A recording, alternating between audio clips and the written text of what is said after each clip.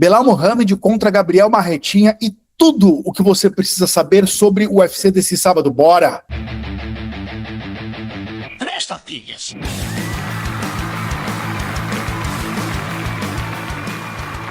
Cavaleiros e Brutamontes, donzelas e desdonzeladas, eu sou o Fabiano Rampazzo, pisando aqui no octagona de Três Tapinhas, mais um UFC Vegas para você chamar de seu. Longe de ser um espetáculo, esse card, mas tampouco é um UFC Mequetrefe de novo. Não temos novamente um UFC Mequetrefe. Tem lutas legais ali, a gente já vai chegar na análise do card. Vamos ver se os meus amigos Meloto e Barbie concordam comigo e vamos ver se os meus amigos e amigas que me assistem, que nos seguem aqui, concordam comigo também. Haverá dicas de campo minado nesta edição de Três Tapinhas, haverá quem sabe mais nesta edição de Três Tapinhas. O Meloto está vencendo o Barbie por 1 ponto por enquanto, então já deixe seu like, porque ele é fundamental para a gente aqui no YouTube. Estamos muito perto da marca de 1.000 inscritos. Hediondos 1.000 inscritos. 3 anos para chegar em 1.000 inscritos. Mas estamos quase chegando.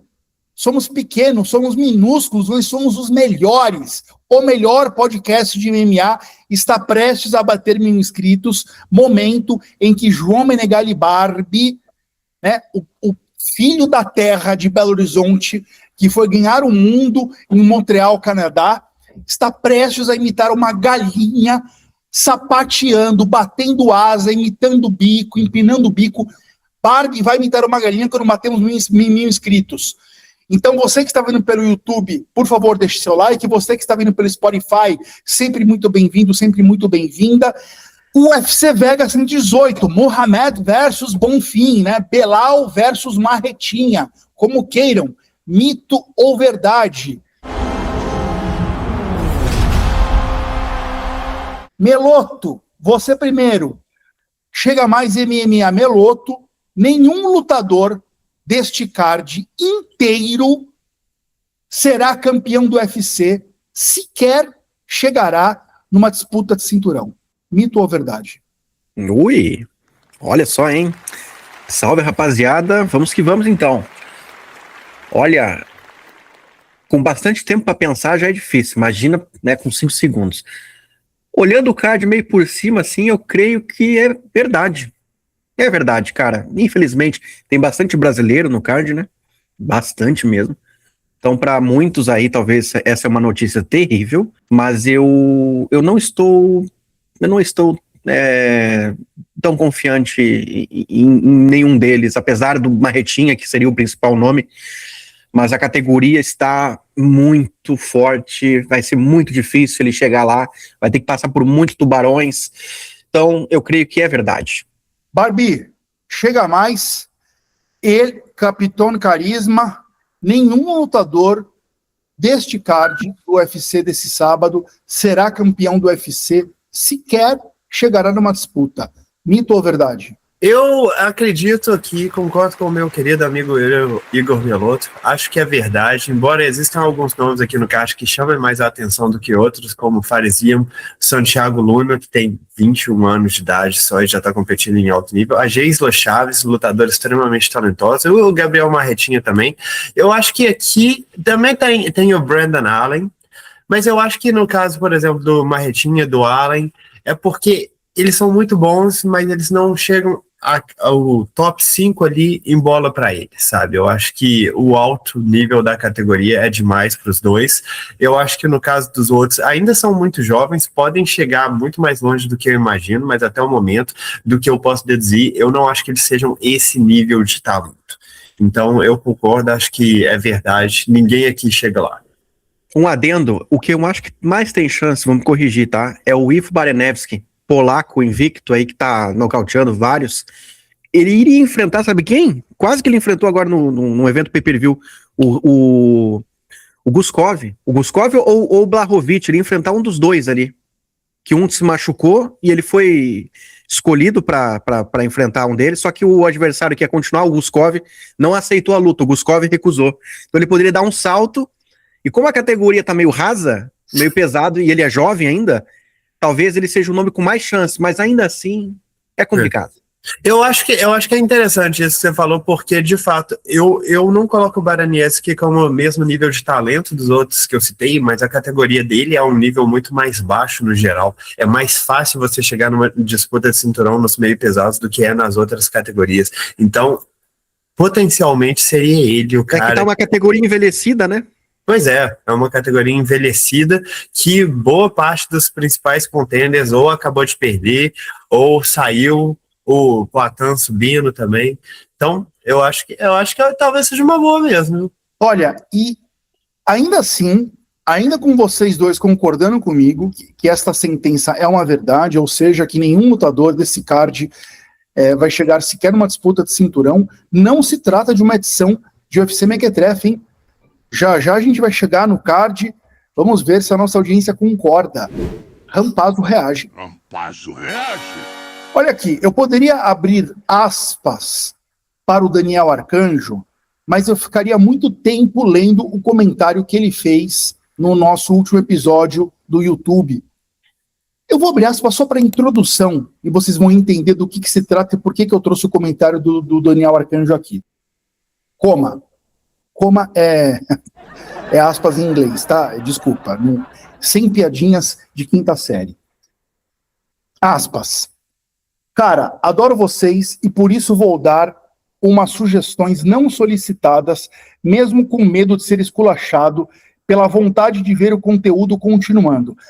Fecha aspas. E aí seguem, depois desse parágrafo introdutório do Daniel, uma lista de 1, 2, 3, 4, 5 sugestões, e depois ele elenca sugestões de melhoria para o nosso canal aqui no YouTube, e depois ele elenca, ele construiu até uma nova, trouxe até uma nova opção para a disposição dos quadros no roteiro que a gente apresenta e desenrola todas as quintas-feiras aqui.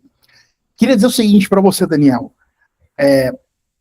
Cara, a gente olhou, lemos o seu comentário, conversamos aqui, e de verdade, acho que possivelmente concordamos com tudo que você disse ali. Tudo. Inclusive, e aí essa conversa vai mais comigo, com a alteração da ordem de alguns quadros que a gente desenrola aqui.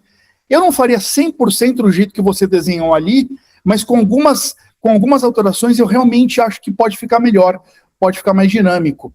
Então, bicho, queria te agradecer muito pelo teu tempo, pelas suas ideias, que serão não só levadas em consideração, mas vão mais longe, postas em práticas, algumas delas mais fáceis, outras mais difíceis, outras a gente sonha há muito tempo, mas o Barbie já chamou nos bastidores aí a responsa para ele, que é essa coisa da gente não conseguir aparecer os três ao mesmo tempo, né? Isso é uma dor antiga nossa aqui. Eu acho que você só cutucou o urso ferido na caverna, assim. Então o urso acordou, tá lambendo a ferida e a gente vai dar um jeito nisso de um jeito ou de outro. Obrigado pelo teu comentário, negão. E vamos pro próximo comentário que eu selecionei. Dessa vez Rampazzo reage, veio com 2 aqui. Aspas para o Guilherme Borba. Rampazzo tomou um pau do Barbie nos argumentos no final, kkkk. Peso leve, peso médio, peso meio pesado e peso pesado eram muito melhores 10, 15 anos atrás. O Guilherme, fanzoco de Capitão Carisma. Tá? Você respeita o meu soldado. Respeita o meu soldado. Soldadinho de Capitão Carisma. Eu vou deixar o Mr. Beautiful 10 responder por mim. Ele fez um comentário logo abaixo do seu, dizendo o seguinte, abre aspas para o Mr. Beautiful. Melhores não eram mais empolgantes. Hoje em dia, a maioria deles tomaria um pau do Kimaev, do Macaxeira, do Volkanovski, do Topur e dos demais. Fecha aspas, Mr. Beautiful respondeu o soldadinho do Barbie. E encerramos aqui o Rampazzo reage e bora para a UFC Vegas 118, Mohamed versus Bonfim, ou Belal versus Marretinha, como queiram.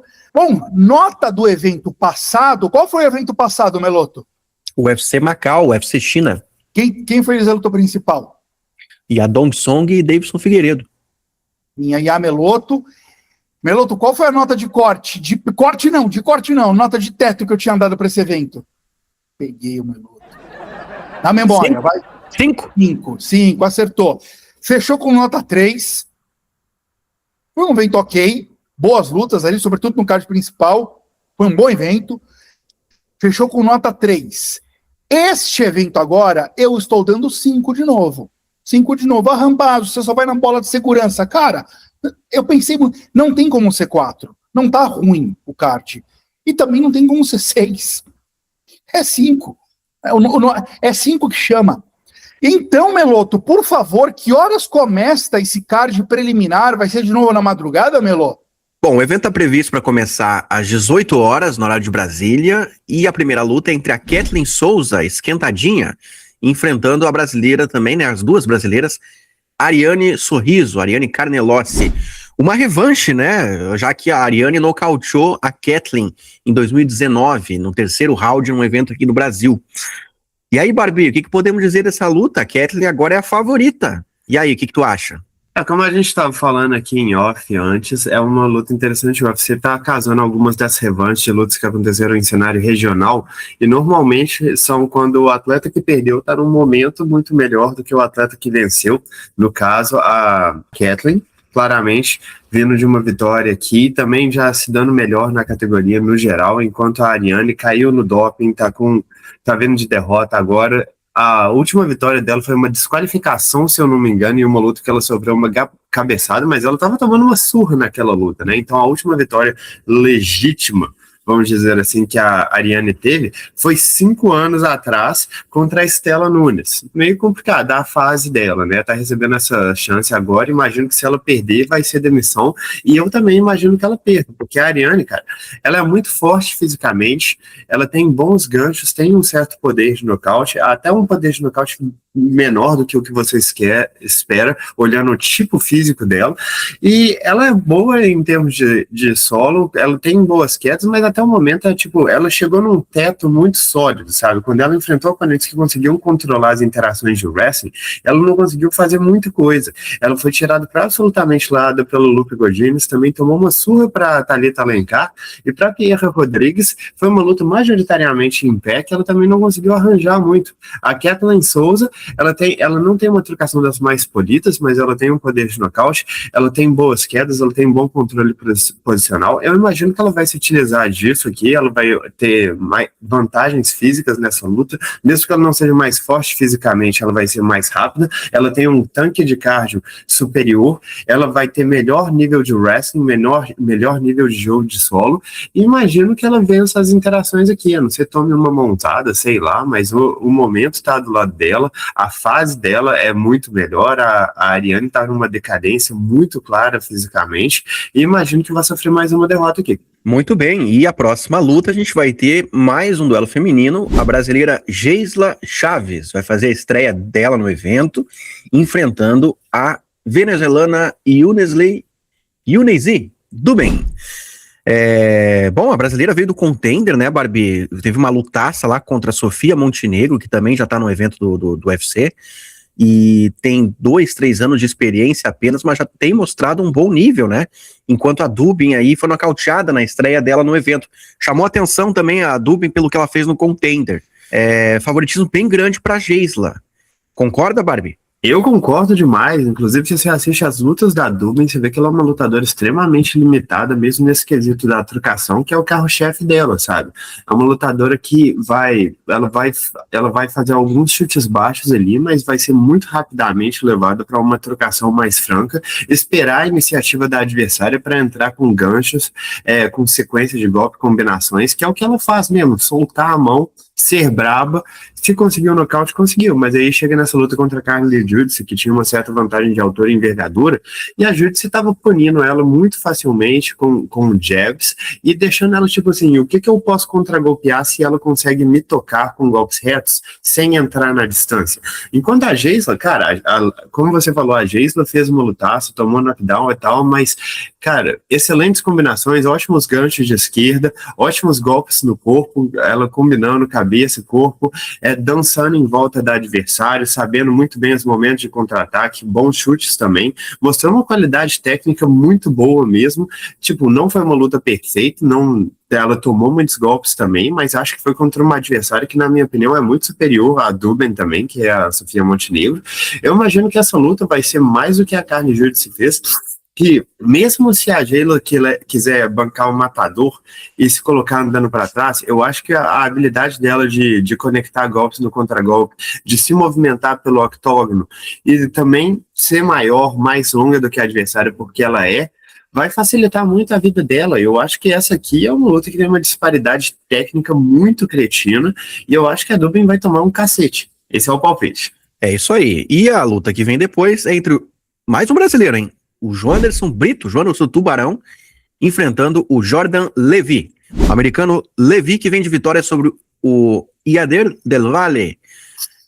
Bom momento do Levy no UFC, né, Barbie? Enquanto o Joanderson aí tá buscando de novo ter uma sequência de vitórias, ele que também vem de vitória contra o Isaac Thompson. Brasileiro favorito nas casas de apostas. Essa eu tô curioso para saber a tua opinião. O que tu acha? Eu acho que o favoritismo do Joanderson é bem colocado aqui, porque mesmo que ele não seja o lutador mais técnico do mundo, e eu tenho alguns problemas com o Joanderson, porque ele é um cara meio, vou ser bem sincero aqui, não é dos mais inteligentes lutando, sabe? Faz muitas decisões incorretas, às vezes acha que tá ganhando a luta com tranquilidade, esquece de atacar. No geral, eu achei que a única derrota que ele teve aí nessa sequência de derrotas que ele teve foi realmente pro Pat Sabatini, que aí não teve como, ele nem viu a cor da bola, mas eu achei que ele venceu o William Gomes, e antes disso ele estava numa sequência muito boa, porque é um cara extremamente atlético, é um cara que bate super pesado. Eu lembro da luta dele contra o Jack Shore, que ele chutou o bloqueio do Jack Shore, estourou a perna do cara, sabe? É uma diferença de atleticismo muito grande, e eu acho que essa luta aqui tem muitas coisas em comum com essa luta contra o Jack Shore, porque ele tá enfrentando um cara que é muito técnico, especificamente em termos de luta de solo, mas não é um dos caras mais atléticos, não é um cara extremamente explosivo, nem forte fisicamente. Então eu acho que mesmo que o Joanderson tenha um certo problema técnico aqui, caso ele caia por baixo, eu acho que ele é tão mais forte, tão mais rápido, tão mais poderoso que o Leavitt, que isso nem vai contar muito. Você vê a última luta do Leavitt e, tipo, foi uma luta que ele fez muito bem, porque ele estava conseguindo colocar ali chutes frontais, estava conseguindo manter a distância, colocar a luta para baixo em momentos bem pontuais, mas ele está lutando agora com um adversário que é muito mais explosivo do que ele, e também apresenta uma real ameaça em termos de luta de solo, porque se o Joanderson quiser colocar a luta para baixo, eu não acho que primeiro, eu não acho que o Leavitt consegue parar as tentativas, e segundo, que eu não acho que o Leavitt consegue ser ativo, ele não consegue ele não tem a qualidade suficiente por baixo para conseguir ou reverter ou prevenir dano, sabe? E vale lembrar que o Joanderson no Contender Series conseguiu vencer o Diego Lopes só fazendo esse jogo, colocando a luta para baixo, punindo o adversário. Diego Lopes, que é um cara extremamente técnico no chão, muito perito no quesito. Então eu acho que aqui o que é o diferencial que determina o vencedor é que o Joanderson é mais forte, ele é mais explosivo, ele bate mais pesado, e é uma vantagem muito significativa em termos de trocação, que eu acho que também ele não tem uma desvantagem em termos de grappling, sabe? Eu acho que ele vai escolher onde que a luta vai transcorrer, e se ele quiser manter essa luta trocando, ele vence lá. Se ele quiser colocar essa luta para baixo, ele vence lá. Para ele perder, ele vai ter que fazer um jogo extremamente passivo em termos de trocação e ser colocado para baixo repetidamente pelo adversário. Ou seja, existe um caminho, eu só preciso que o Joanderson saiba disso e não faça isso. Muito bem, e depois a gente tem mais uma brasileira, mais uma luta feminina, a terceira das 3 lutas femininas que teremos no card, agora pelo peso galo feminino, né? A gente teve pelo peso palha, mosca, agora o peso galo. Chelsea Chandler, americana, enfrentando a Priscila Cachoeira, a Priscila Pedrita, ambas numa sequência ruim aí de resultados, né? 2 derrotas para cada lado. Curioso que essa luta tá rolando no peso galo, né? A Chelsea Chandler desceu de categoria, já tem um tempo, né? Mas ela era peso pena, e a Priscila subiu, ela que era peso palha, né? Ela chegou a ser peso palha no início da carreira, aí subiu pros moscas no UFC, e aí subiu pros galos, e agora essa luta tá rolando nos galos. Favoritismo leve pra americana. E aí, Barbie, o que tu acha? A questão do tamanho do peso aí tá pesando pra isso? Literalmente? Cara, é uma luta, honestamente, é uma luta de baixíssimo nível. Sendo bem sincero com você aqui, é a rapa do tacho, sejamos honestos. Eu não acho que a questão do peso. Bom, tipo, a questão do peso que afeta um pouco, mesmo que eu não acho que afete muito. A Priscila sempre foi muito forte para a categoria do peso mosca, enquanto a Chelsea Chandler, ela é uma lutadora muito grande, ela é muito grande fisicamente, mas você vê que ela carrega, tipo, não é puro músculo, sabe? Ela não é absolutamente trincada. E essa é uma luta assim. A Chelsea Chandler não tem trocação, é uma lutadora extremamente fraca nesse quesito. Tomou uma surra para a Norma Dumont, tomou uma surra para a Iana Santos, tomou uma surra para a Joliseline Edwards, até mesmo para a Josiane Nunes, que é uma lutadora muito pequena para a categoria. Ela passou vários perrengues, mas conseguiu colocar a luta para baixo e conseguiu dominar por lá. A Priscila, desde que ela subiu de categoria, ela não vem se dando muito bem também, não. A única vitória que ela tem foi em cima da mesma lutadora, a Josiane Nunes, mas fora isso, tomou a mesma surra para Josiane Edwards e perdeu a última para Cláudia Seguro. Então são duas lutadoras que elas não só são pouco competentes, mas elas também já estão meio que em final de carreira. A gente vê aqui em termos de idade que a Priscila Cachoeira está com quase 38 anos aqui. Já definitivamente teve momentos melhores na carreira dela do UFC, que foram também correndo em outra categoria. Eu acho que aqui é uma luta clássica de confronto de estilos da trocadora contra a wrestler. A Priscila nunca se destacou em termos de wrestling, principalmente em termos de defesa de quedas. Ela sempre passou muitos problemas com adversários que foram ativas nesse sentido. E eu acho que aqui, infelizmente, vai ser uma coisa que vai contar, porque eu não sei se o poder da Cachoeira vai ser suficiente aqui para lidar com a adversária. A Chelsea Chandler já lidou com pessoas que pegavam muito forte. Ela lutou com a mesma Josiane Nunes, que sempre bateu muito forte. E eu acho que aqui as quedas vão acontecer. É uma luta de baixo nível, então existem muitas coisas diferentes que podem acontecer, mas eu imagino que a Chelsea Chandler eventualmente vai conseguir o clinch, vai conseguir uma queda, e aí a diferença de tamanho, começa a contar um pouco mais a favor dela.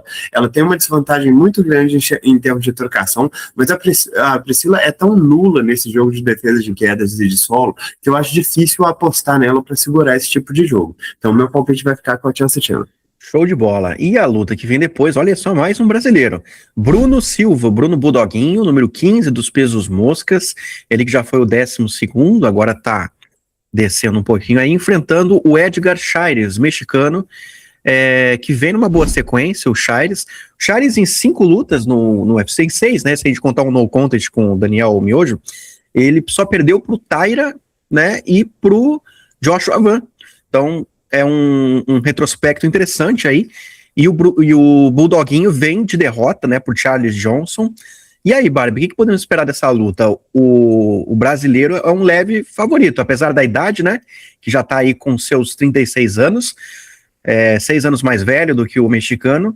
Ainda assim, o pessoal tá acreditando um pouco mais nele. E você? Eu entendo de onde está vendo isso, até porque o Bulldoguinho, sempre que ele baixa um pouco o nível de competição, o nível de performance dele é estupidamente alto, né? Porque ele é um cara muito rápido para a categoria, tem ótimos uppercuts, tem ótimos chutes baixos, se movimenta bem, também tem um jogo de wrestling muito explosivo, tem um bom jogo de solo, só que quando ele luta com caras dentro do top 10, top 5 ali, ele não consegue render o mesmo tanto. Até essa última luta contra o Charles Johnson, que é um adversário de um nível um pouco inferior aos que você falou anteriormente, né? Os outros caras que o Bulldoguinho perdeu recentemente foram o Manel Cap e o Joshua Van. Claro, são ótimos adversários, mas também o nível de performance dele foi muito baixo, sabe? Ele tomou um cacete nessas duas lutas. Enquanto contra o Charles Johnson, ele conseguiu desempenhar um pouco melhor, bem melhor, na verdade. Conseguiu acertar ótimas cotoveladas, ótimos golpes no corpo. Eu, inclusive, achei que ele poderia ter vencido aquela luta em termos de pontuação, sabe?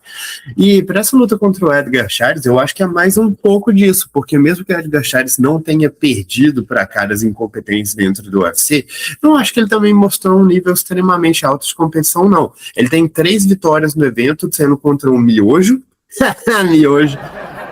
contra o CJ Vergara, também baixíssimo nível, e contra o Felipe Buenos, que aí é um nível um pouco mais alto. Mas que foi uma luta muito competitiva, uma luta de trocação praticamente, sendo que o Felipe Bunes é principalmente um grappler, sabe? Então, eu acho que em termos de trocação aqui, mesmo que o Charles saiba o que está fazendo, ele tem uma boa movimentação de cabeça, tem um bom jab, eu acho que ele tem uma desvantagem de velocidade, tem uma desvantagem de poder de nocaute, e não é o cara mais ativo, mais proficiente em termos de quedas, para fazer esse tipo de jogo contra o Bulldoguinho. Eu acho que o Bulldoguinho é mais completo, eu acho que ele tem mais armas para colocar, então eu enxergo ele saindo vencedor dessa luta. Muito bem. E depois teremos, agora sim, um duelo que não envolve um brasileiro. Marcos Magui voltando depois de ter perdido para o Piotr Jan, né? Ele que estava numa boa sequência de vitórias, perdeu para o Piotr Jan, agora vai dar uma casinha para trás, mas vai enfrentar o John Yanis, que, bom, até então não mostrou muita coisa no UFC, apesar de vir de vitória, tá? Uma vitória e uma derrota, né? E aí, Barbie, favoritismo bem grande do Marcos Magui, talvez um dos maiores da noite aqui. O que tu acha dessa luta aí? É para isso mesmo, esse favoritismo grande pro Marcos Magui? Eu acho que é um favoritismo correto, eu acho que é aquela luta que o Yanis faz, o Magui faz 3 vezes melhor, é um cara extremamente explosivo, é um cara muito atlético, com ótimos ganchos de esquerda, ótimos diretos, até mesmo essa luta que ele fez contra o Petr Yan, ele se mostrou bem, sabe, era uma luta com uma diferença de nível muito grande, eu acho que o Magui estava em 13º no ranking, indo pegar o top 2, e ele ainda levou o primeiro round, eu sei que levar o primeiro round contra o Yan não é algo que a gente fala, uau, porque todo mundo ganha o primeiro round, mas ele se mostrou muito bem nessa luta, conseguiu colocar uma boa trocação, conseguiu colocar ótimos chutes baixos. Antes disso já tinha uma vitória contra um cara que eu gosto bastante, que é o Jonathan Martinez, que ele se mostrou assim, um volume muito grande de luta, uma capacidade de manter o cardio, manter a explosão a longo prazo, e aí tá enfrentando o John Yanis, como você falou, mostrou muito pouco o John Yanis no UFC, a primeira luta que ele fez, ele foi quedado e finalizado numa facilidade absurda pelo Austin Bash, não deu nem luta, não deu nem pro cheiro, e na segunda luta pegou o James Serrage, que estava fazendo a sua estreia no evento. O James Serrage era o favorito para esse confronto, sofreu aí um gancho de esquerda, sentiu bastante, e eventualmente foi a knockdown, e sofreu o nocaute. Como eu falei para você, eu acho que o Magui é o melhor boxeador, ele é o melhor kickboxer aqui, eu acho que mesmo, talvez não tenha mais poder de nocaute, acho que é uma coisa parelha nesse sentido, mas é um cara mais completo, é um cara com melhor defesa, com melhor precisão dos golpes, com melhor jab, melhor controle de distância, então eu acho que o favoritismo bem grande do Marcos Magui, inclusive eu acho que essa luta é um pouco assim, um casamento meio pros cocos, sabe? O UFC pegou um cara que ganhou recentemente, mas ele tá ganhando lutas a nível regional. Ele tá colocando contra o Marcos Magui, que já tem uma carreira consolidada dentro do UFC, e a única derrota veio pro atual campeão. Eu acho que é um casamento até bem desproporcional, com um favoritismo bem grande pro Marcos Magui. Se eu tivesse uma casa, eu apostaria a casa. Vamos lá então para a próxima luta, agora para encerrar o card preliminar, nós temos mais um brasileiro, Alessandro Costa, né? Eu acho que ele tá pegando essa luta de última hora, ele que vai enfrentar o Matt Channel. E aí, Barbie, favoritismo grande pro brasileiro, Alessandro Costa, né? O que tu acha aí dessa luta? Porque ele tá pegando com pouco aviso prévio, né? Cara, mas eu entendo que ele tá pegando com pouco aviso prévio, mas ele tá pegando um adversário que já deveria ter se aposentado. Inclusive, eu acho que o Matt Schnell já insinuou a aposentadoria, voltou atrás, não sei se aconteceu algo do gênero. O Matt Schnell tá vindo aí de uma derrota pro Joseph Morales, uma luta que ele foi dominado com tranquilidade, ele conseguiu a queda, foi revertido e finalizado na guilhotina. Isso aqui constando que o Schnell é majoritariamente um lutador de solo. O Schnell, no seu melhor na carreira, ele era um trocador com alto volume de combinações e um jogo de solo extremamente perigoso, mas ele nunca teve o melhor queixo de todos. Isso aqui na categoria peso mosca é uma coisa que se destaca muito fortemente, né? Porque você tá numa categoria que ninguém bate pesado, mas você é nocauteado por todo mundo. Isso começou lá cedo, sabe? Anos atrás, quando ele tomou um nocautaço pro Pantoja. Não que o Pantoja pegue leve, de forma alguma, é um cara que bate extremamente pesado, mas se o seu jogo de trocação entrar com combinações em cima do adversário, você precisa ser um pouco mais cauteloso com o seu queixo, se é um queixo que não aguenta a parada. E recentemente o queixo dele vem não aguentando a parada. Tomou vários nocautes, tomou um nocaute para o Matheus Nicolau, tomou um nocaute para o Steve Erceg. Foi depois disso finalizado pelo Cody Dudden em uma luta que ele estava vencendo, vale dizer aqui, de qualquer forma.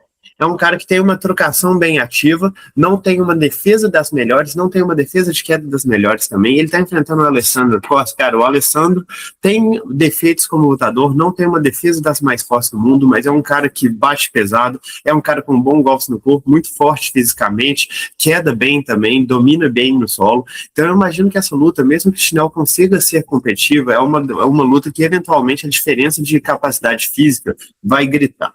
E eu sei que eu tô falando isso a respeito de muitas lutas nesse card, mas por algum motivo, muitas lutas desse card são esses casamentos. São atletas bem técnicos contra atletas que têm uma certa técnica, mas que se destacam muito fisicamente. E esse é o caso que eu acho que o Alessandro Costa fala muito alto. Porque a última luta dele contra o Stewart Nicole também foi uma dessas, que o Stewart estava encostando nele, estava conseguindo acertar, mas ele não conseguia causar dano. Quem causava dano era o Alessandro o tempo todo, que acabou levando ele ao nocaute. Eu acho que o Alessandro vai conseguir acertar os melhores golpes, e se a luta ficar ruim para ele, ele consegue colocar para baixo e consegue dominar lá. Eu acho que o Schnell não tem a capacidade, não tem a defesa de quedas, não tem a força física para segurar as investidas do Alessandro nesse quesito. Então, um favoritismo bem grande para o brasileiro, na minha opinião. Cavaleiros e Brutamontes, donzelas e desdonzeladas, antes de irmos para o card principal, compartilhe este vídeo. Faltam poucos inscritos para a gente bater 1000. Barbie vai galinhar aqui. Me disse que a fantasia já está encomendada lá na Amazon. Mas vai ser uma coisa espetacular o Barbie galinhando aqui. Há 3 anos esperando isso. Tá quase lá. Pega esse link, manda pra tia, manda pra ex-namorada, manda pra aquele gatinho que você tá meio afim, e você sabe que ele gosta de MMA. Olha o podcast desses doidinhos aqui. Dispara, manda, compartilha esse link, por favor. Vamos chegar a 1000 inscritos. Melotíssimo, que horas começa o card principal e qual a primeira luta dele, por favor? Faltam 13 inscritos, hein? 13 pro Barbie dançar com as da galinha. Na Casa Branca o Barbie vai aparecer lá de galinha. Vamos lá, primeira luta, ó. Card principal começa às 21 horas. E o primeiro confronto é entre aquele polonês que eu elogiei no início do podcast, o Ivo Barianevski, enfrentando o Júnior Tafa. Favoritismo grande do polonês, né, Barbie? Tá invicto aí, 2 nocautes no UFC, enquanto o Tafa é aquele Tafa, né? Venceu o Kevin Christian no UFC. Acho que foi a coisa mais importante que ele fez até agora. E aí, Barbie? Mais um sacode aí do polonês? Cara, Tafas sempre serão Tafas. A gente sabe exatamente o que eles trazem. A gente sabe que eles têm queixo duro, eles têm mão pesada, eles têm uma trocação decente, eles têm bons chutes. E nada de jogo de solo, nada de wrestling. Qualquer um que se digne a quedar normalmente vai vencer com facilidade. E, cara, como a gente tá falando aqui no início do podcast, o Barianevski é um talento genuíno, sabe? É um cara com um ótimo background no judô, tem ótimo jogo de quedas, ótimo jogo de finalizações, mão muito pesada, boa trocação, bons chutes também. Sabe qual que é o problema para essa luta? O problema é que o Barianevski é meio topeiro. Ele é meio bobão mesmo, sabe? Ele não luta de uma forma a exacerbar as suas vantagens. Você vê a estreia dele no UFC contra o Ibo Assuman, e ele tomou knockdown, ele deu knockdown, as lutas complicavam para ele, e ele, ao invés de clinchar e ir pro jogo seguro, ele entrava na trocação franca. É uma coisa que me preocupa para essa luta, sinceramente. Porque mesmo que a luta case para ele, porque ele é um cara muito mais completo e tem, sem dúvidas, a capacidade de colocar o Tafa para baixo e finalizar com muita facilidade, eu acho que é bem possível que ele vai escolher entrar para uma trocação nessa luta, sabe? Entrar para troca de mão. E aí, é tipo assim, mesmo que o Tafa seja limitado e unidimensional, é uma coisa que pega mal para ele, sabe? Tipo, você tá dando chance pro seu adversário, você tá se colocando em perigo o tempo todo. Então, assim, se o Barianevski fizer o jogo certo, o jogo seguro, ele deve conseguir uma vitória muito fácil e deve ser uma vitória tão impressionante quanto qualquer nocaute. Se ele não fizer o jogo seguro, eu ainda meio que aposto nele, mas aí é uma luta que chega quase a ser 50-50 na minha opinião. O meu palpite vai ficar com o Barianevski, porque aqui, tudo que eu tô falando é considerando que ele vai escolher fazer besteira. Vamos torcer para que não seja esse caso. Meu palpite vai ficar com ele. Muito bem, e depois a gente vai ter o Bryce Mitchell ele que tá no peso galo agora, né? A segunda luta dele, ele venceu o Said Nurmagomedov na estreia, enfrentando o mexicano Santiago Luna, invicto no UFC, 2 vitórias. Esse mexicano, pelo que eu vi, ele tá substituindo o Victor Henry. Só não lembro se é com um pouco tempo de aviso prévio. Mas foi jogado aos leões aí o mexicano, hein, Barbie? Favoritismo do Bryce Mitchell, né? Eu vou ser sincero com você também. O que eu vi do Santiago Luna, eu não tinha gostado muito dele. Na última luta, eu achei que ele já melhorou muito o trabalho de clinch dele, as joelhadas, os golpes no corpo, as combinações de boxe, movimentação de cabeça, as investidas de queda, como que ele mescla a trocação com as quedas, tudo isso eu gostei muito. O problema aqui é, como você falou, estão meio que jogando ele para os leões. Ele estava pegando Angel Pacheco na última luta, antes disso era o Kwang Lee, que inclusive foi uma luta que ele tomou um knockdown quase instantaneamente. E, tipo assim, pegar o Bryce Mitchell daqui, mesmo, cara, existe uma diferença de 10 anos entre eles, sabe? O Santiago Luna é extremamente jovem e eu acho que ele pode chegar muito longe, mas eu realmente acho que aqui é um passo maior do que a perna nessa altura do campeonato. O Bryce Mitchell é um cara forte em termos de queda, tem uma trocação que, mesmo não sendo muito boa, é uma trocação que faz o serviço, sabe? Cumpre o papel. Mas o jogo dele sempre foi colocar a luta para baixo, dominar lá, ter um grappling de altíssimo nível, uma capacidade de domínio posicional também de altíssimo nível, e eu imagino que seja essa luta, sabe? É muito uma questão de se o Santiago vai conseguir parar as quedas, lutar em pé, e mesmo que a luta fique só em pé, eu não sei se ele consegue se diferenciar tanto do Bryce Mitchell nessa altura do campeonato, mas para mim o maior porém é que eu não enxergo o Santiago Luna nessa altura do campeonato conseguindo parar as quedas. Eu acho que ele vai ser quedado, eu acho que ele vai ser controlado no chão e vai receber a primeira derrota da carreira. Isso não significa que ele não seja bom, não significa que ele não seja talentoso, mas nessa altura do campeonato, eu acho que é um passo maior que a perna. Estou torcendo para estar errado, mas meu palpite vai no Bryce Mitchell. E será que vai ser um passo maior que a perna também pro australiano Tom Nolan, Barbie? Ele que vai enfrentar o ranqueado peso leve Farrezian, uma luta que os dois vêm numa boa sequência, né? O Farrezian, 6 vitórias seguidas, e o Nolan, 4 vitórias seguidas, mas é um favoritismo grande do francês. E aí?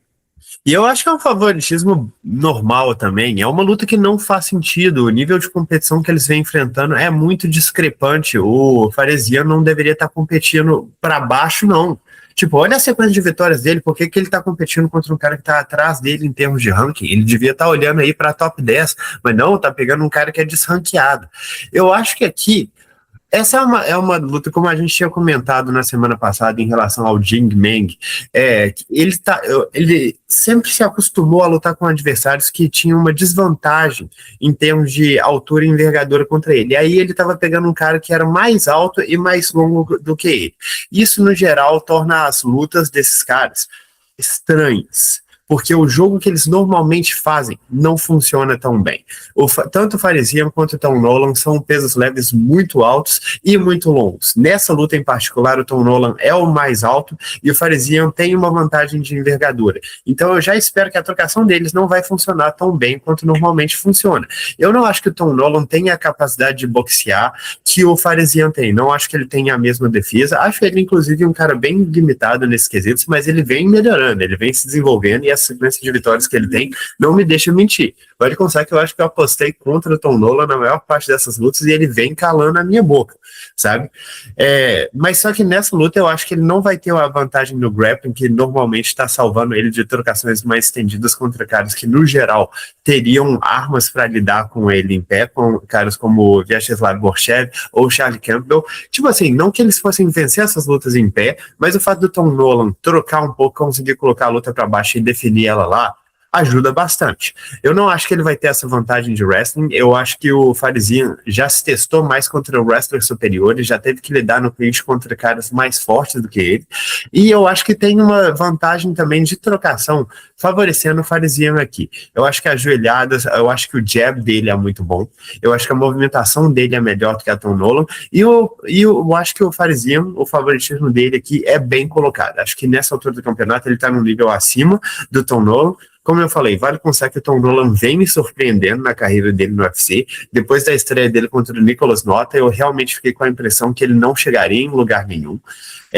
Mas tá aí com 4 vitórias seguidas e com uma oportunidade de entrar no ranking. Acho que ele perde. Isso que você falou sobre um cara que se acostumou a enfrentar oponentes menores em tamanho e depois teve um oponente ali mais alto ou, né, com uma altura mais similar. Não lembra um pouco o caso do Conor McGregor, quando era peso-pena e vencia bastante os caras com base no controle de distância e o tamanho, e aí depois teve que enfrentar o Nate Diaz. Teve um choque ali, né, por conta disso também, né?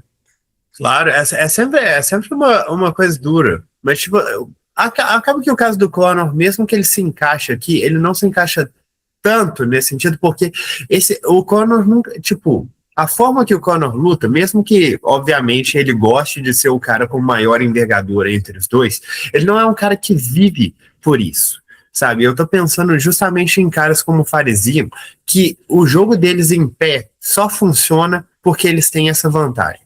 Se eles não tivessem essa vantagem, o jogo deles não seria efetivo de forma alguma, porque se vale de eu estou longe do meu adversário. Se eu enfiar a mão, se eu esticar a mão, eu acerto o meu adversário e ele não me acerta, sabe? Esse tipo de coisa. É por isso que eu acho que essa é uma luta muito interessante, porque os dois meio que jogam nesse sentido. Não é que eles tenham boa movimentação de cabeça, não é que eles tenham uma guarda muito sólida, eles só estão longe do oponente o tempo todo por serem caras muito altos e muito longos. Beleza. Bom, e depois a gente vai ter o Common Event, que é entre o Brendan Allen, número 4, né, o número 4 dos pesos médios, enfrentando o Edman Shahbazyan. O Allen que vem já tá com 2 vitórias aí, depois de ele ter perdido, né, pro francês lá, o Imavov. Barbie, o que tu acha dessa luta aí? Tá bem casada, na tua opinião? Porque o favoritismo aqui é do Allen e o Shahbazyan é um desranqueado, né? Teoricamente, o desranqueado tinha que oferecer algum perigo, né? Grande ali pro ranqueado, né? Pra tentar entrar nesse ranking. E aí, e essa luta aí? Como explicar? Cara, é uma luta absurda, é um casamento absurdo. Eu só posso pensar que o empresário do Shahbazyan tá fazendo um trabalho maravilhoso aqui com ele, porque, bicho, ele não deveria nem estar sonhando com essa luta. Ele tava lutando com o Sergipano na última, ele tava lutando com o Andrei Petroski, Dylan Budka, tipo, caras que mal estão no UFC hoje em dia. O Andrei Petroski perdeu pro Cody Brandage ainda outro dia, com nocaute. E enquanto isso, o Brendan Allen venceu o Reinier de Ridder, que estava, se eu não me engano, o Reinier estava vindo de vitória sobre o Robert Whittaker, quando essa luta foi casada, e o Brendan Allen dominou ele de ponta a ponta, sabe? Bom, Exato, é isso aí. Mas, cara, não faz sentido essa luta. É um dos casamentos mais absurdos que a gente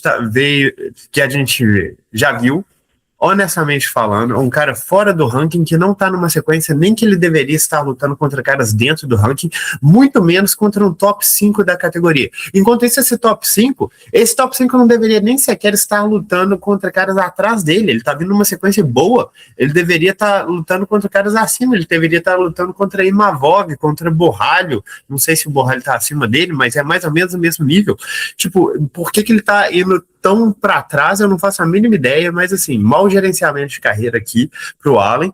Porém, vale constar que eu acho que essa é uma luta razoavelmente tranquila para ele, né? O Shahbazyan, a gente sabe que ele entrega, é um trocador excelente, tem um ótimo jab, tem ótimos diretos, contra-golpeia muitíssimo bem, ótimos chutes também, um cara extremamente atlético e explosivo, boa movimentação pelo octógono, mas é um cara que cansa com facilidade, que nas últimas lutas ele teve que fazer um trabalho muito sólido para não se exaurir contra os oponentes. Ele teve que se movimentar, teve que reduzir bastante o ritmo da luta, e isso, assim, dificultou para ele conseguir usar as suas valências, né? Se você é um cara explosivo, você quer explodir para cima do adversário, você não quer ter que ficar descontrolando. Por outro lado, o Brendan Allen, ótimo jogo de chão, boxe decente, não tem o melhor jogo de quedas, mas é um cara com fundamentos sólidos, que tem um queixo de aço. Até o momento, eu acho que ele foi nocauteado uma vez na carreira, que foi pelo Sean Strickland, o que eu sei que, assim, não pelo Chris Curtis e pelo Sean Strickland, duas vezes. Pois é, acaba que o que acontece? Ele toma muitos golpes, mas acusa pouco, vamos dizer assim.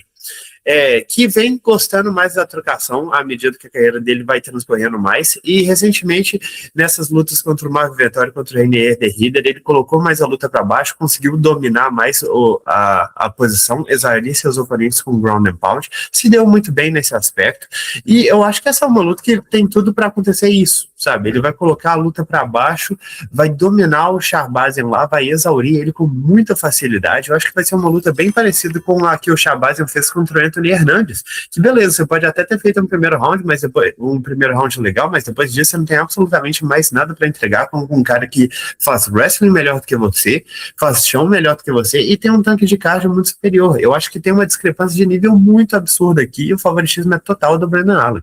Um adendo só, o Allen também, além de ter perdido pro Imavov, ele perdeu pro Anthony Hernandes, foi a última derrota dele, que eu tinha dito antes que foi pro Imavov a última, né? Só essa correção aí. Bom, e aí a gente chega na luta principal desse evento, né? Belal Muhammad, quinto do ranking da categoria meio-médio, contra o Marretinha, o Gabriel Bonfim, 11º, já tá ranqueado, 11º Marretinha da categoria meio-médio. Barbie, de um lado um ex-campeão, do outro lado um brasileiro prospecto. Um prospecto. Dá para chamar um Barretinha assim, vem bem no evento. É muita coisa pro Barretinha engolir, Barbie.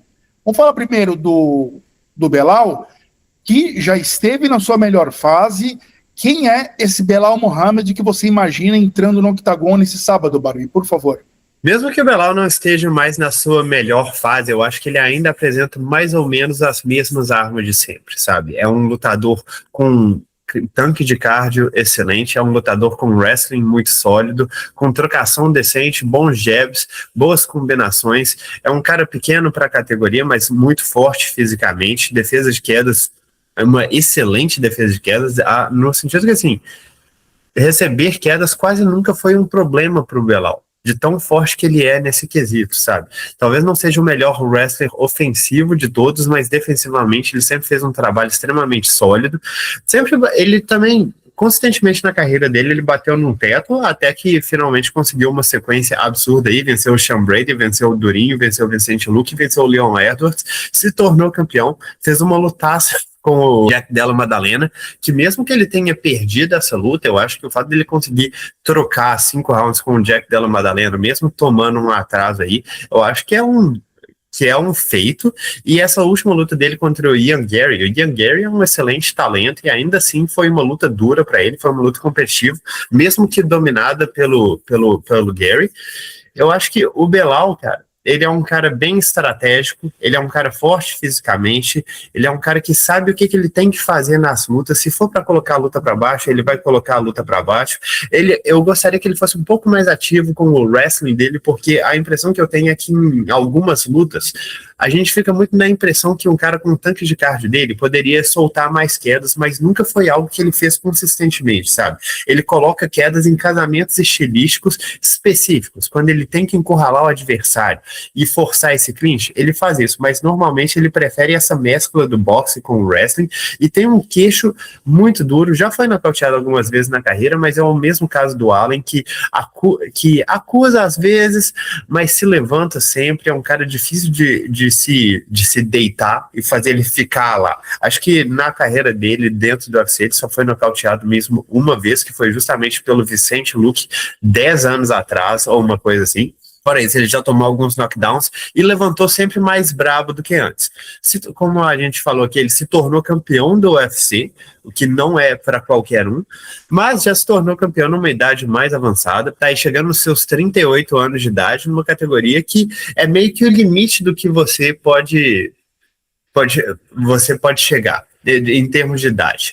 Porque para pesos mais pesados, a idade não importa tanto, mas para pesos meio médios, ainda mais essa geração que está chegando aí, tem caras muito atléticos, tem caras muito altos, tem caras muito longos, e todo esse reflexo que você vai perder começa a contar muito. O Belal, mesmo que ele não seja um cara muito atlético no sentido de explosão, de velocidade, ele é um cara muito forte fisicamente, ele é um cara que tem um tanque de cardio muito acima da média, e eu acho que isso ele faz valer bastante nas lutas dele, e é isso que faz ele ser um lutador tão consistente.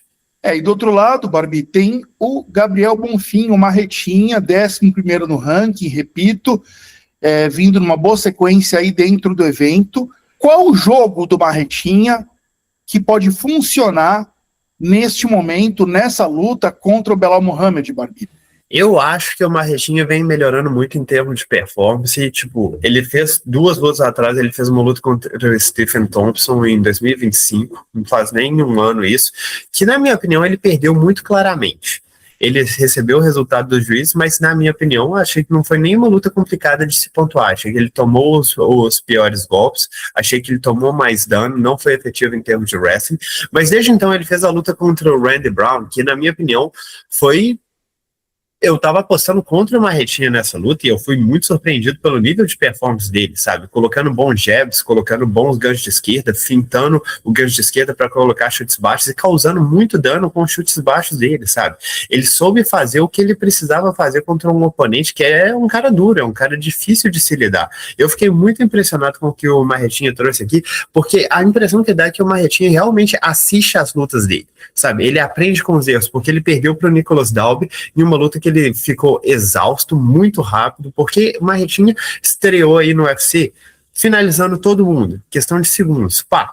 Um cara com um wrestling muito afiado, mas também um cara com uma ameaça de finalização, principalmente a guilhotina dele, que é extremamente sólida, uma ameaça absurda, né?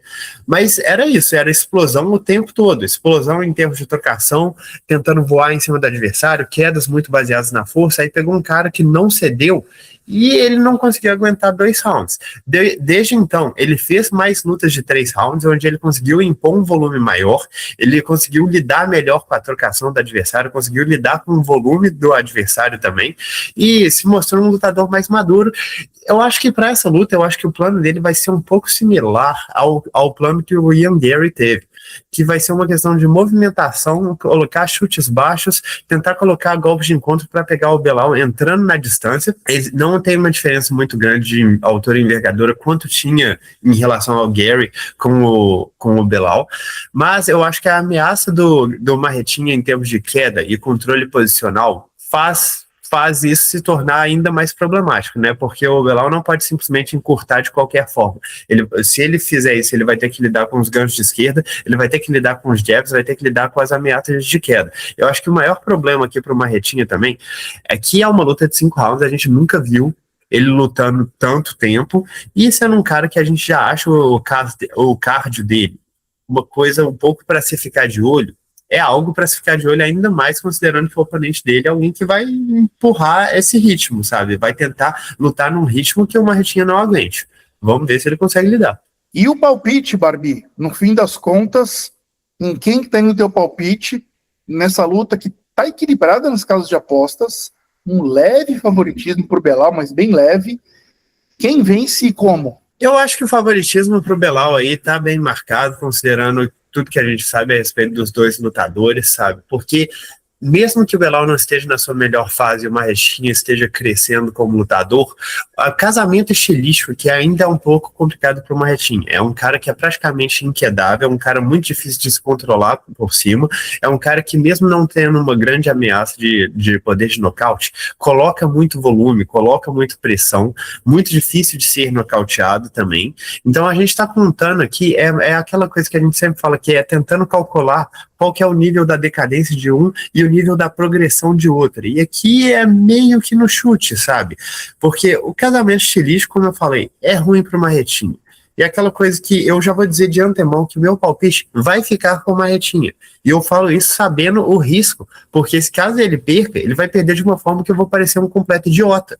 Porque ele vai perder de uma forma que a gente já sabia. Sabe, é tipo, ele vai perder se cansando, não conseguindo quedar, não conseguindo lidar com o volume do adversário e não conseguindo sustentar um ritmo de luta por mais de 3 rounds. Isso é a receita para vencer dele, você conseguir colocar uma pressão em cima dele, um ritmo que ele não aguenta. Por que eu acho que o Marretinha ganha aqui? Eu gostei muito da abordagem dele na última luta e achei que ele conseguiu lutar de uma forma que não explorou muito o tanque de gás dele. Eu acho que é uma coisa que ele vem progredindo, que ele vem fazendo melhor, sabe travar a luta quando precisa, sabe baixar o ritmo quando precisa. Eu acho que ele, conseguindo punir as pernas do Belal, conseguindo punir as investidas dele inicialmente, ele vai conseguir reduzir o ritmo da luta para trabalhar de uma forma que deixe ele mais confortável, e é assim que eu acho que a luta vai transcorrer. Uma coisa parecida com o que o Ian Gary fez, de se movimentar, pontuar. Claro que vai ser uma luta competitiva também nesse aspecto. Eu não acho que o Belal vai ser anulado completamente. Eu só acho que ele vai tomar mais golpes do que vai acertar ao longo de pelo menos 3 dos 5 rounds. Então eu enxergo o Marretinha saindo vitorioso aqui. Como falei, luta bem dura, e eu tenho uma ótima oportunidade aqui de tomar uma pancada na cara, ver o Marretinha ficar exausto através de um jogo de wrestling bem apresentado pelo Belal Muhammad. Mas eu acho que a diferença de idade aqui, a diferença de capacidade atlética também vão contar. Acho que o estilo que o Marretinha vem desenvolvendo tá sendo muito bacana, tá sendo muito bem ajustado para os limites dele enquanto atleta. E eu acho que isso vai aparecer nessa luta. Então, meu palpite vai ficar com o brasileiro aqui, conseguir encostar no Belal com seus jabs, com seus chutes baixos, com suas joelhadas. Espero conseguir ver uma queda. Se o Martinha conseguir quedar e dominar, aí eu já começo a até pensar nele em comparação com esses outros monstros do meio médio, porque ninguém fez isso com o Belal. Mas vamos ver como é que vai ser esse sábado. UFC Vegas 118, Belal Muhammad versus Gabriel Bonfim, o Marretinha Campo Minado.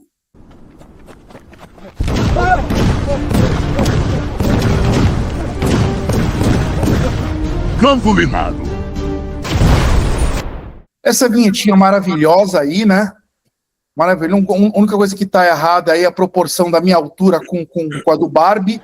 Depois o Thiagão ajusta isso aí, né? Eu sou pelo menos uns 30 centímetros mais alto que o Barbie. O Meloto tá perfeito, tá com o peso certo, ficou tudo certinho. Ó, fazer um recap dos palpites do Campo Minado, que virou uma palhaçada, hein? Nossa senhora, hein? Nossa, Rampazzo. Quando eu pegar no breu, eu vou voar. Agora, se não pegar também, porque eu fui de Alex Pérez vencendo Sumo do Erd, fui na bola segura, cara. E quen. Pra puta que... Meloto foi de Cameron Smooterman, vencendo Kaazakura. Aí Meloto viajou, aí Meloto melotou, deu Kaazakura. E o Barbie, né, que tá com esse rabo quente lá no Canadá, foi de Angela Hill vencendo Xiong Jinan e check pro Barbie, que dispara na liderança no Campo Minado. Acompanha o placar aí. Barbie com 7,88. Meloto em segundo com 4,61. E eu em terceiro ou último, como querem alguns, 1,63. E dessa vez eu sou o terceiro a falar. Meloto, qual o seu palpite, por favor? Não, é o Barbie primeiro. Não, é o Meloto primeiro. Isso é medo? Isso é medo, né? É o Meloto primeiro. Meloto, qual o seu palpite, por favor? Eu vou de Belal Muhammad, pagando 1,80 aí. Então que vamos, chegar à meta de me aproximar do Barbie aí. Tirar uns 2 pontos aí. Meloto jogando de maneira mais retrancada e mais inteligente agora. Bom palpite, Meloto. Na minha opinião, foi um bom palpite. Barbie, então você é o segundo. Conte pra gente aí, qual que é o teu palpite nesta edição? Então, essa vai ser uma edição única, senhoras e senhores. Essa vai ser uma edição especial. Porque eu tô indo de Gabriel Marretinha, pagando 2. Então, ou eu ou o Meloto vamos ganhar pontos dessa vez. A não ser que seja um empate ou uma luta sem decisão. Nossa, que interessante, cara. Interessante, eu acho que desde que a gente começou com esse Campo Minado, nunca teve isso. Nunca teve isso. Interessante, a gente pode propor isso mais vezes. Legal, gostei, Barbie. Eu estou indo de Ariane Carnelossi, pagando 2,35, vencendo a Kathleen Souza. A esquentadinha. E rolem os dados. Recapitulando, Meloto está indo de Belal Muhammad vencendo o Marretinha, Barbie está indo de Marretinha vencendo Belal Muhammad. Alguém vai ganhar, a menos que dê um empate, ou que a luta seja um non-contest, como foi a minha, do Sumo da Erge contra o Alex. E eu estou indo de Ariane Carnelossi vencendo a Kathleen Souza. Enfim, eu preciso pontuar, porque alguém vai pontuar. Pelo amor de Deus, Ariane, sorriso, coloque um sorriso na minha cara. E bora pro Quem Sabe Mais.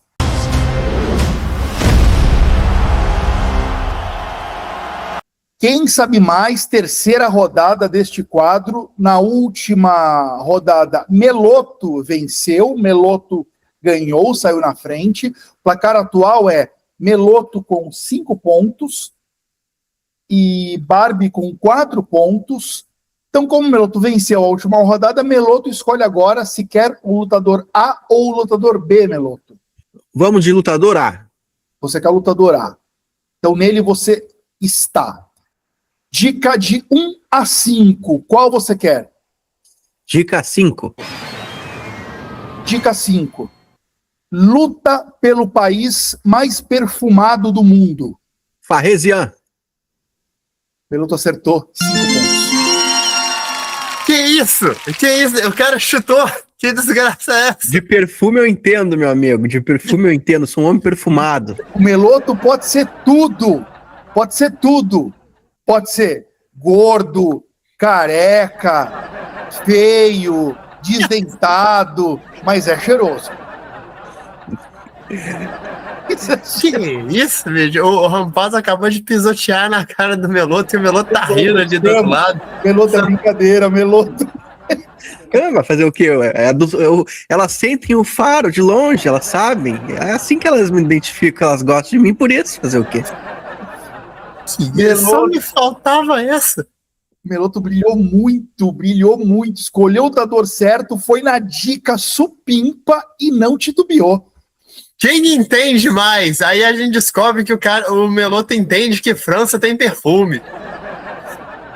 Barbie, para você sobrou o lutador B. O Meloto acaba de ir para 10 pontos.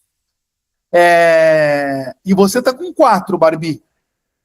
De 1 a 5, qual você escolhe? 4. Nunca venceu uma luta por finalização. Júnior Tafa. Muito bem, hein, Barbie? Já piscou, hein? Caramba! Gostei de ver. Fez 5 pontos. 9 pontos, então teremos o infeliz Joaquim Paul na semana que vem também. Ou a gente pode manter, vou propor isso, se vocês dois toparem. Sobretudo se o Barbie topar. Escolhe o lutador A ou B sempre que estiver na frente no placar. Podemos fazer assim? Pode ser. Eu acho válido. Mas então, que sorte foi essa, hein? Bem estranha essa sorte. Sorte? Meu amigo, aqui é conhecimento. Tem uns 300 lutadores que não finalizaram ninguém. Ele nunca... Sigam o seu capitão. O rei de Montreal. O 10º planeta. O leão de carvão. Seu capitão carisma, senhoras e senhores. O que garante que era realmente o Tafa e que o Rampazzo falou certo ali, era esse nome mesmo. Nós estamos dependendo do caráter do Rampazzo, cara, pelo amor de Deus.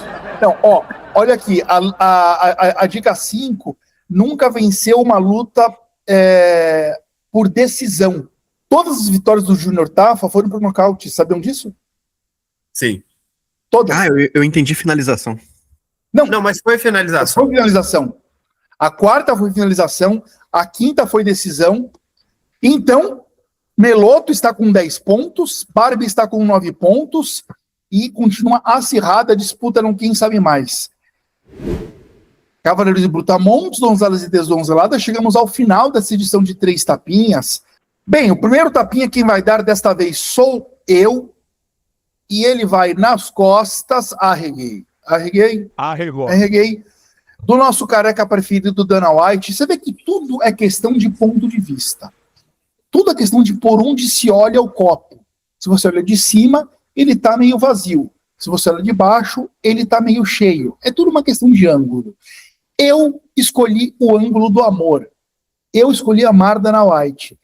Eu escolhi dar um tapa nas costas dele para parabenizá-lo pela coragem e ousadia de fazer um evento a céu aberto, numa temperatura altíssima, com possibilidade de chuvas, e num lugar, num ambiente, num microbioma sabido e conhecido pela presença de milhares, se não milhões de insetos.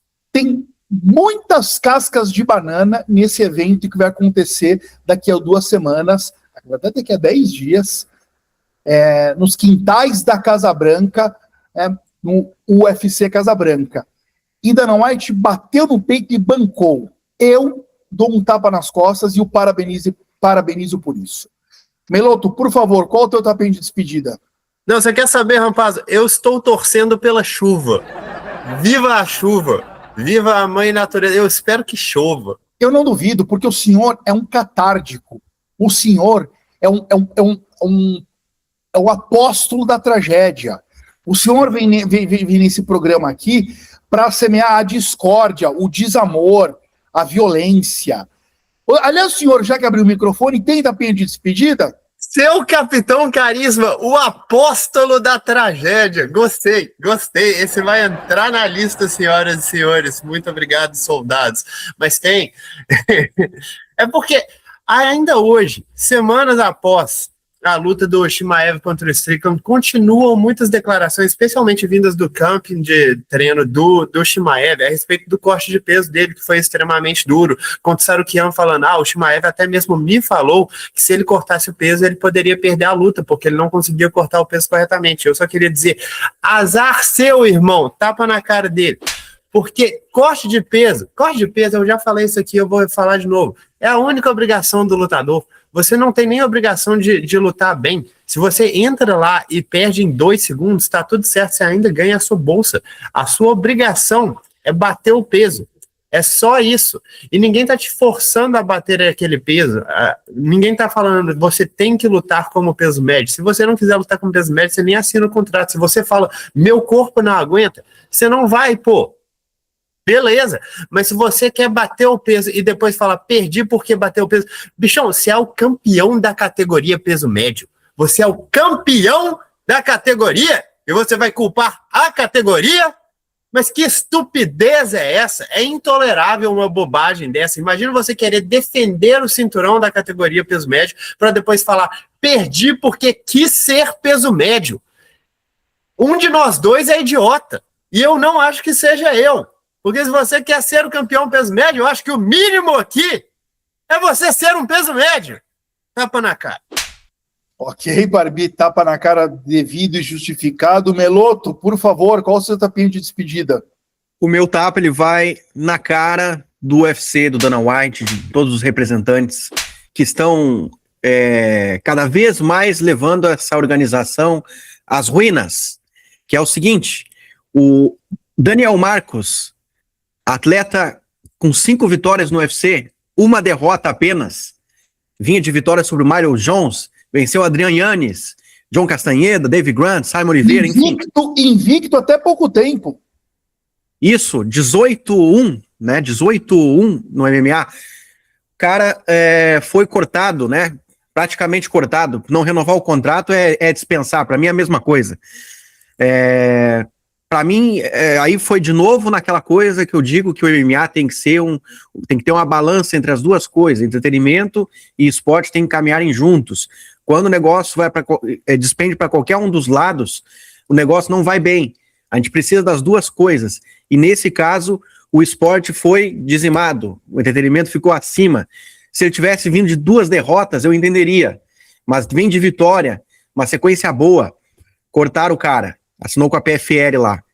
Então, eu não vou aplaudir esse tipo de coisa, por mais que muita gente defende que tem que só ter lutador empolgante, atrativo. Eu acho que não. O UFC se vende, sempre se vendeu como o maior evento de lutas do mundo, que lá estão os melhores do mundo. Esse tipo de ação, de cortar os atletas só porque não fazem lutas atrativas, mesmo tendo uma boa sequência, é contraditório, não é o certo. Então, para mim, tapa na cara aí desses palhaços. Ô Meloto, eu quero acrescentar, eu vou um pouco mais longe, cara. Eu acho isso mais grave do que a gente consegue enxergar. Eu vou fazer uma analogia que a nossa audiência vai entender. É mais ou menos o seguinte, a gente vai ter uma Copa do Mundo agora de futebol, né? Vai acontecer na América do Norte ali, Estados Unidos e Canadá. É como se a FIFA decidisse agora às vésperas da Copa do Mundo, tirar a seleção de Portugal, que é uma das candidatas a ser campeão do mundo, tá com um timaço. Ou, sei lá, tirar a seleção da Espanha. Portugal não joga bonito, não vai jogar mais a Copa. E aí Portugal não joga a Copa. O Messi tá velho, a Argentina não vai jogar mais a Copa. E a Argentina tá fora dessa Copa. Porque a FIFA decidiu que o Messi tá velho e que a Argentina não tem time para jogar a Copa. Não tá jogando bonito. É a mesma coisa, cara. É um absurdo isso. Assim, não dá mais para a gente chamar alguém campeão do UFC de campeão do mundo. Não tem como. E é muito louco, porque é um tiro que o UFC dá no próprio pé, porque ele construiu esse monopólio. É uma empresa privada que teve, eu vou até dizer, a competência, em última instância, de construir este monopólio, de construir o direito de chamar o meu ranking é o ranking mundial. E ele dá um tiro no próprio pé, demitindo Kathleen Vieira, demitindo Malhadinho, demitindo Daniel Marcos, lutadores promissores com chance de chegar numa disputa de cinturão. Simplesmente não renovam, vão embora do evento.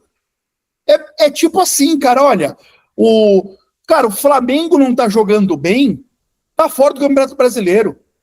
Não sei, cara, não tá ganhando de 1-0 só, não tá legal, não vai disputar o Campeonato Brasileiro esse ano. Aí fica entre o Cruzeiro e o Palmeiras. Que loucura, cara! Loucura! Eu vou dizer, Rampa, eu concordo plenamente com o que você falou e eu acho que o UFC é um monopólio tão grande, tão forte, que para mim é impressionante como que eles vêm fazendo esse tipo de coisa ao longo dos anos e a gente ainda olha para o ranking do UFC como se ele fosse o ranking mundial. Tipo, a gente ainda olha para esses caras que foram cortados e se eles perdem do lado de fora do UFC, a gente conclui que eles não eram bons o suficiente, ao invés de concluir que existem caras muito fortes fora do UFC também. Tipo, o fato da gente ainda considerar que o campeão dos pesos pesados do UFC é o campeão peso pesado, eu acho que é uma coisa muito doida, porque se você pensar que essa luta entre o Poatan e o Gane, que muito provavelmente, tipo, não digo provavelmente, mas possivelmente o vencedor ali vai se tornar o campeão linear com uma possível saída do Aspinall do UFC. E se a gente pensar antes do Aspinall, o Aspinall não venceu o campeão. O Jones aposentou e o Jones não venceu o campeão. O Ngannou saiu do UFC, então tem uma longa linhagem aqui de ninguém ter vencido o campeão. Mas apesar disso, as pessoas ainda olham para o Ngannou pensando, eu não acho que o Ngannou é nível UFC. Tipo, claro que a gente sabe que o Ngannou venceria praticamente todo o peso pesado do mundo, mas se você pergunta em fóruns, em gente que acompanha o esporte, eu acho que a maioria deles acha que o Ngannou perderia para o alto nível dentro do UFC hoje. Tipo assim, talvez perdesse, mas só que ele, obviamente, é um dos melhores pesos pesados do planeta e é muito doido como que a gente desqualifica ele por estar lutando fora do evento, como a gente vai fazer com a Kathleen, como a gente vai fazer com o Daniel Marcos. Tá lutando contra baixo nível, é isso, é baixo nível. Eu acho que assim, fica muito complicado e invalidado chamar o UFC de primeira divisão e as outras categorias, os outros eventos, perdão, de segunda divisão, coisa que eu sempre disse, então eu estou dando um puxão de orelha em mim mesmo, a partir do momento em que você rebaixa para a segunda divisão o segundo, o terceiro, o quarto colocado.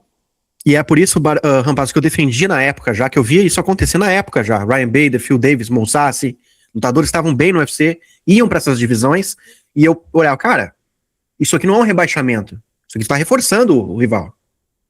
É complicado, assim, então é difícil, você perde o argumento de eu tenho, de fato, a liga indiscutivelmente mais forte, meu campeão, ele é indiscutivelmente o mais forte da categoria nesse peso. Não dá mais para dizer isso, cara. Não dá.